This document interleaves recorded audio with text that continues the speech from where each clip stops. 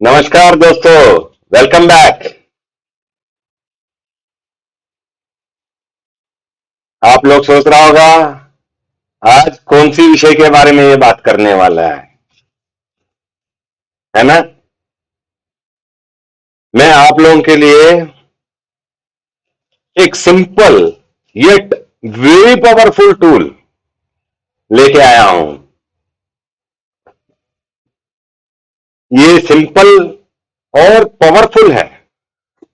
यदि ये टूल को आप अपनाओगे तो आपका पूरा ऑर्गेनाइजेशन, आपका पूरा मिल और आप भी एकदम डिसिप्लिन बन जाएगा और तरक्की के और जाओगे।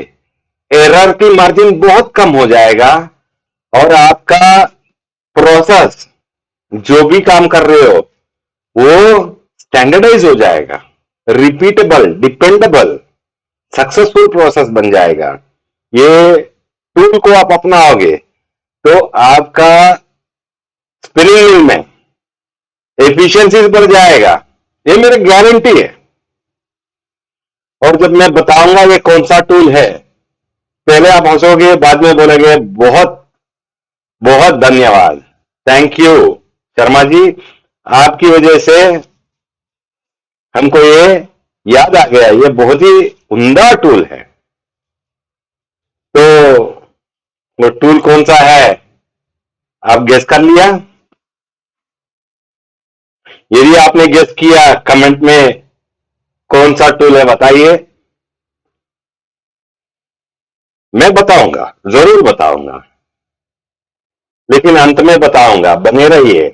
लंबा नहीं है, बहुत छोटा वीडियो है, ठीक है ना, कोई स्लाइड नहीं है, कुछ नहीं है। आप लोगों के लिए ये खास तौर पे वीडियो बना रहा हूं, सिर्फ और सिर्फ आपको याद दिलाने के लिए कि भाई ये एक टूल है जो आप भूल गया है। इसको याद कीजिए, वापस लागू कीजिए और तरक्की के ओर चलिए। तो चलिए, टाइम वेस्ट नहीं करता है, हो जाता है। सबसे पहले मैं आपको कुछ जनरल चीज से याद दिलाना चाहता हूं। 80 की दशक में, 70-80 की दशक में स्कूटर हुआ करता था। स्कूटर में क्या होता था? गियर होता था। आज की डेट में कोई स्कूटर में गियर नहीं है, सब ऑटो गियर है। सिर्फ एक्सीलेटर दो, अपने आप चलते रहते हैं, अपने आप अंदर गियर मैकेनिज्म चेंज होता है। लेकिन पहले जब स्कूटर आया था इस देश में और 80 और 90 दशक तक चलता था, तो ये गियर वाला स्कूटर होता था। तो जब नया खरीद के लाता था, क्लच पकड़ा, पहला गियर डाला, उसके बाद न्यूट्रल, उसके बाद दूसरा गियर डाला, तीसरा गियर डाला, चौथा गियर, 4 ही गियर होता था। और थोड़ी दिन के बाद स्कूटर चलाना सीख लिया तो कॉन्फिडेंस, ओवर कॉन्फिडेंस, अरे हटो यार, कौन फर्स्ट गियर डालता है, न्यूट्रल डाल, सीधा सेकंड गियर पे चालू करो, है ना। याद है, आप लोग भी किया होगा, सीधा सेकंड गियर में स्कूटर। और तीसरा और चौथा में क्लच भी नहीं दबाना है, वैसे ही। और पहले क्या, क्लच दबा के न्यूट्रल करके ब्रेक मारा जाता था। अरे क्लच पकड़ो और ब्रेक मार दो। इससे क्या होता है? कार्बोरेटर फेल्यूर, माइलेज नहीं आ रहा है, ब्रेक का इश्यू, वायर टूटने का इश्यू, दुनिया भर की परेशानी। तो स्कूटर वालों ने सोचा यार क्या करें, इन लोगों को कैसा हैंडल करें, किस किस को समझाए कैसा चलाना है। ऐसा करता है, ऑटो गियर में जाता है और गियर ही हटा देता है। और आज की डेट में कोई स्कूटर में गियर नहीं है। अब धीरे धीरे फोर व्हीलर्स में भी वही हो रहा है, ऑटो गियर आ गया, कोई मैनुअल गियर नहीं है ना। याद है? तो ऐसा ही इस दुनिया में क्या हो रहा था, जब हवाई जहाज चालू हुआ, हवाई जहाज में जो यात्रा करने के लिए लोग बहुत डरता था। अरे भाई हवाई जहाज में नहीं जाना है, हम बस में चला जाएंगे, ट्रेन में चला जाएंगे, पानी वाला जहाज में चला जाएंगे, अपना कार में चला जाएंगे, लेकिन हवाई जहाज में नहीं बैठेंगे। क्यों? इतना हादसा होता था, 60% विमान दुर्घटना में पाया जाता था। उड़ता है तो उतरेगा कि नहीं उतरेगा पता नहीं, उतरेगा तो ढंग से उतरेगा कि नहीं वो भी पता नहीं, इतने जान गंवा रहा था। तो लोगों को हवाई जहाज में बैठने का बिल्कुल इच्छा नहीं था। ऐसा क्यों हो रहा है? स्टडी किया गया, इसको कैसा कम किया जाए। तो फिर ये जो मैं टूल बोल रहा हूं ना, इस टूल को लागू किया उन लोगों ने। 60% से आज की डेट में फेल्यूर रेट कितना है मालूम? 6 मिलियन फ्लाइट्स में एक फ्लाइट दुर्घटना हो सकता है।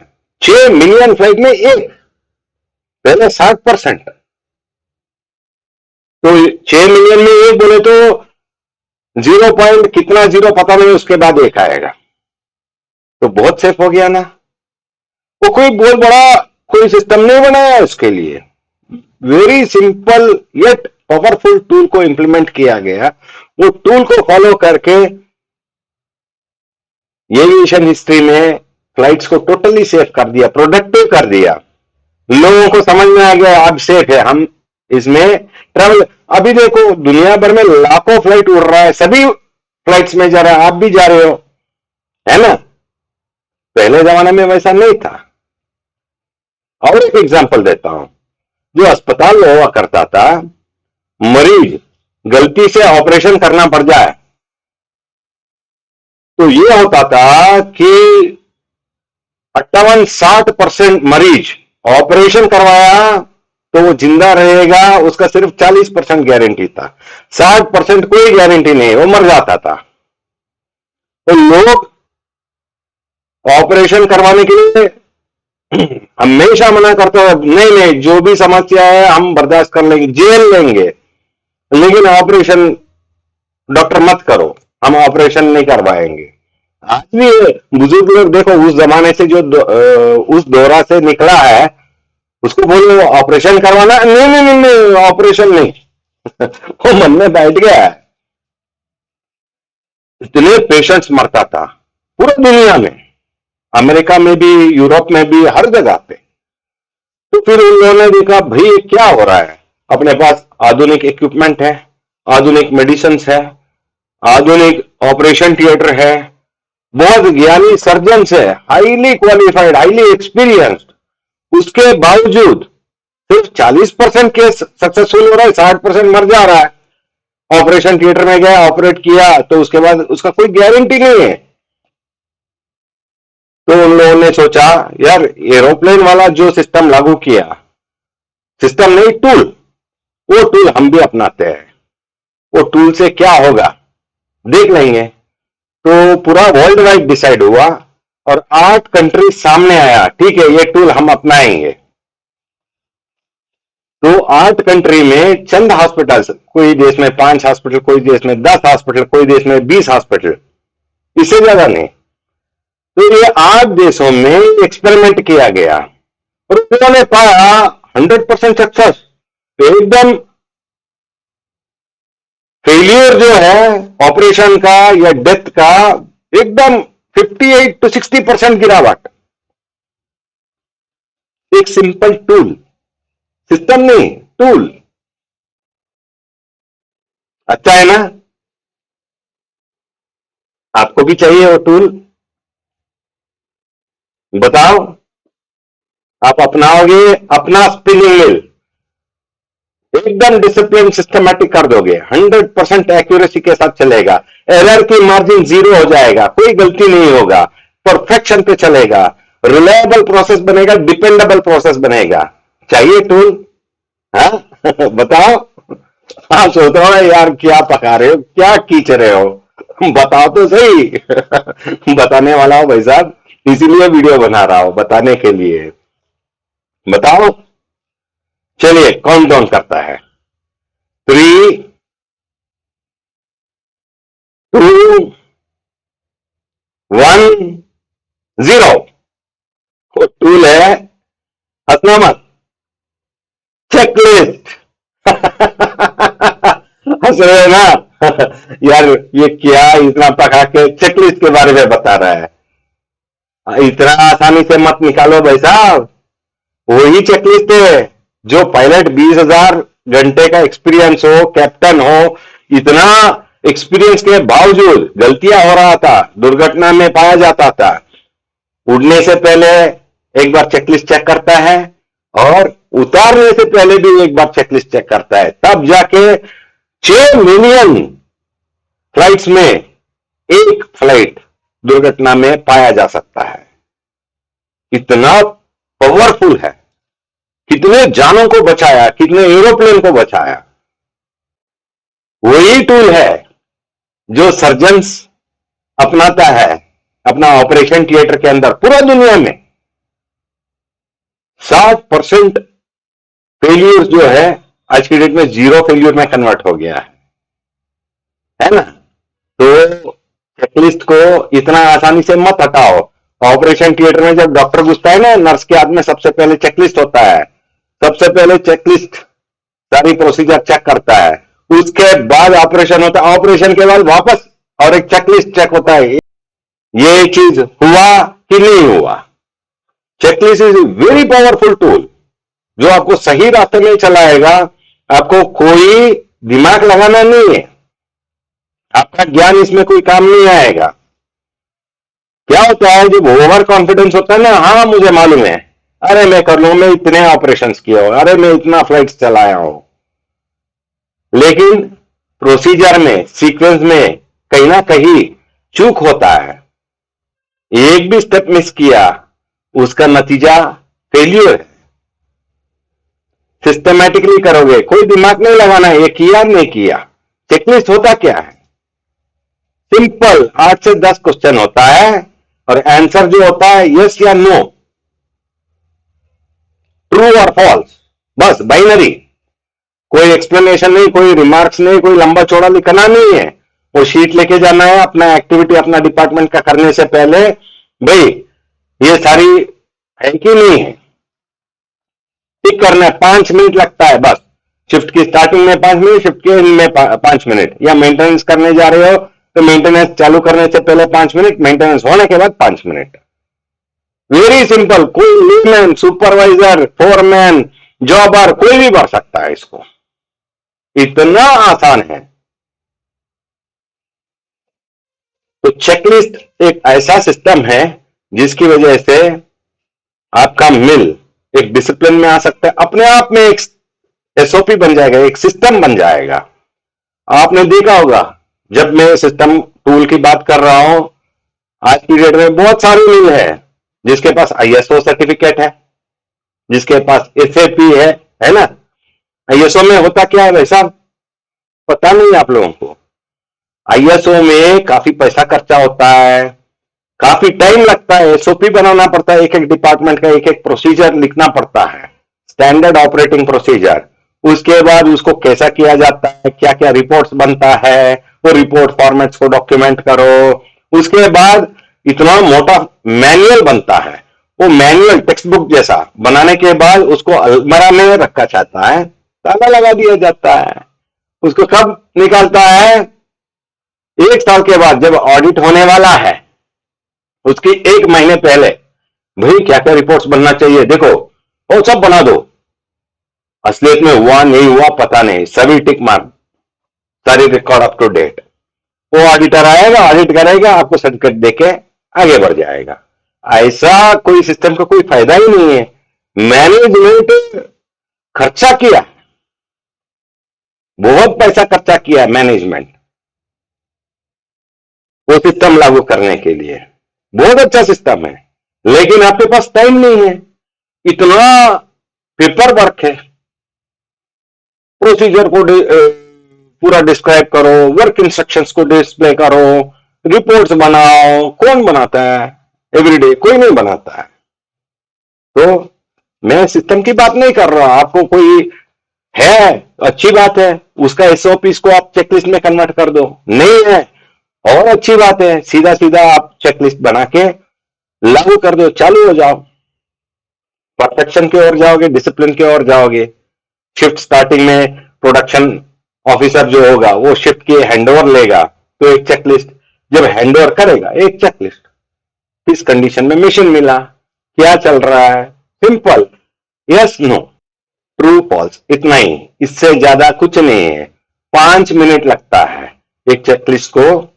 मैं तो एक प्रोडक्शन डिपार्टमेंट की उदाहरण दिया, प्रोडक्शन में लागू कर सकते हो, मेंटेनेंस में कर सकते हो, अकाउंट्स में कर सकते हो, परचेज स्टोर्स में कर सकते हो, एचआर में कर सकते हो, पैकिंग में कर सकते हो, रॉ मटेरियल गोडाउन में, फिनिश्ड गोडाउन में, हर जगह पे लागू कर सकते हो। इवन सिक्योरिटी के लिए भी लागू कर सकते हो। और तो और जो जीएम, वीपी, प्रेसिडेंट, सीईओ जो भी है, वो भी जो टू डू लिस्ट होते हैं ना, रोज क्या क्या काम, वो भी अपने लिए एक चेकलिस्ट बना के परफेक्ट हो सकता है। इतना आसान है। लेकिन चेकलिस्ट बना रहा है हम, याद रखिए, इसमें आलतू फालतू क्वेश्चंस नहीं भरना है। 8 से 10 सवाल होगा, यस नो वाला सवाल ही होगा सभी। दूसरा चीज क्या होगा उसमें, हर सवाल या प्रॉफिटेबिलिटी के रिलेशन में रहेगा, जो प्रॉफिट को अफेक्ट करता है वो पॉइंट रहेगा, या प्रोडक्शन या क्वालिटी, ये तीन ही चीजें है, प्रॉफिटेबिलिटी, प्रोडक्टिविटी, क्वालिटी। चौथा कोई चीज नहीं है, अटेंडेंस लगा क्या, उसका लीव लेटर आया क्या, वो खाना खाना गया क्या, ये सारे आलतू फालतू चीज नहीं, उसमें कोई डिस्क्रिप्शन रिमार्क्स नहीं। ये चेकलिस्ट जो है अपने लिए है, किसी को दिखाना नहीं, कोई ऑडिट करने वाला नहीं है। आप जो ये अमल करोगे आप सक्सेसफुल हो जाओगे। ज्यादा से ज्यादा आपका एचओडी या जीएम देख सकता है भाई आप सिंसियरली, रिलीजियसली कर रहा है कि नहीं कर रहा है। सिंपल है, चेकलिस्ट लागू कीजिए और तरक्की कीजिए। You will have a wonderful system, accurate system, failure rate 0 हो जाएगा and dependable and reliable process बनेगा। आप एक स्टैंडर्डाइज मिल बन जाओगे, आपका प्रोडक्ट सारी स्टैंडर्ड होगा, आपका मिल स्टैंडर्ड होगा, है ना। It is not a simple thing, dustbin में फेंक दो भैया। लोग आईएसओ कैसा करता है हमने देख लिया, एसएपी तो मजबूरी में करना पड़ेगा, क्योंकि एसएपी जो है एंटरप्राइज रिसोर्स प्लानिंग है, ईआरपी सॉफ्टवेयर है, उसमें पूरा बजट कंट्रोल है, वो बजट के लिए आपको करना ही पड़ेगा। और एसएपी में क्या होता है, सभी आदमी परेशान, हर आदमी जो एसएपी में अभी काम कर रहा है या काम किया है, वो क्या सोचता है, अगले मिल में यार ये एसएपी की झंझट नहीं चाहिए, ऐसा मिल ढूंढो जहां एसएपी नहीं है। लेकिन बायोडेटा में तो लिखेगा एसएपी के बारे में, ताकि वो दूसरा मालिक सोचेगा यार इसके पास ये तजुर्बा है, इसको लेंगे तो हम कुछ अच्छा सिस्टम लागू कर सकता है। ये ज्वाइन भी कर लेगा, ज्वाइन करने के बाद चुप, एसओपी के बारे में नहीं बात करना है, एसएपी के बारे में बात नहीं करना है, ईएसओ के बारे में बात नहीं, अरे हम तो बहुत मिल चलाया है यार, ये भी चला लेंगे। अंडरलाइन करो, बहुत मिल चलाया है। भाई बहुत मिल क्यों चलाया, कहीं पर भी टिक नहीं पाया, क्यों, कहीं पर भी ना ये टूल यूज कर रहे हो, ना कोई सिस्टम को फॉलो कर रहे हो। करता तो उसी मिल में होता, उसी मिल में टॉप में पहुंच जाता, बहुत तरक्की करता, मिल भी तरक्की करता, है ना। देखिए सिंपल सी चीज, आप सिस्टम बनाने की कोई जरूरत नहीं, चेकलिस्ट को लागू करो, अपने आप एक सिस्टम बन जाएगा। यदि आपके पास ऑलरेडी सिस्टम है आईएसओ या जो भी, तो उसका एसओपीस लीजिए, उसको चेकलिस्ट में कन्वर्ट कर दीजिए। चेकलिस्ट स्वीट एंड शॉर्ट होना चाहिए, 8 से 10 सवाल होना चाहिए, यस नो में ही होना चाहिए, एंड हर सवाल का ताल्लुक प्रॉफिटेबिलिटी, प्रोडक्टिविटी, क्वालिटी के साथ होना चाहिए, चौथा चीज का नहीं होना चाहिए। यदि आपको अपना मिल एक स्टैंडर्डाइज मिल बनाना चाहते हो, एक स्टैंडर्ड मिल बनाना है, तरक्की करना है, आपको भी तरक्की करना है, तो तुरंत लागू कीजिए। मैंने आपको जस्ट याद दिलाया, आप लोगों को मालूम है इसके बारे में, लेकिन सब भूल गया है, सब डस्टबिन में फेंक दिया। अरे हमको इतना एक्सपीरियंस है, जब एक्सपीरियंस होता है ना, ओवर कॉन्फिडेंस आता है, वो ओवर कॉन्फिडेंस आता है ना, तो क्या करता है, लोग सीक्वेंस पे काम नहीं करता है, जैसा दूसरा गियर, तीसरा गियर, सीधा डायरेक्ट तो क्या होता है, कॉर्पोरेटर फेल होता है ना, माइलेज नहीं आता है। तो ये सारी चीजें एक सिस्टमैटिक ढंग से करने के लिए दिमाग ही नहीं यूज करना है, वो चेकलिस्ट के हिसाब से अपना काम करो, ऑटोमेटिकली रिजल्ट मिलेगा आपको, है ना। अच्छा टूल है ना। आप लोग मुझे थैंक करोगे। ये लागू करके देखो, आपको 100% रिजल्ट आएगा, ये मेरा गारंटी है।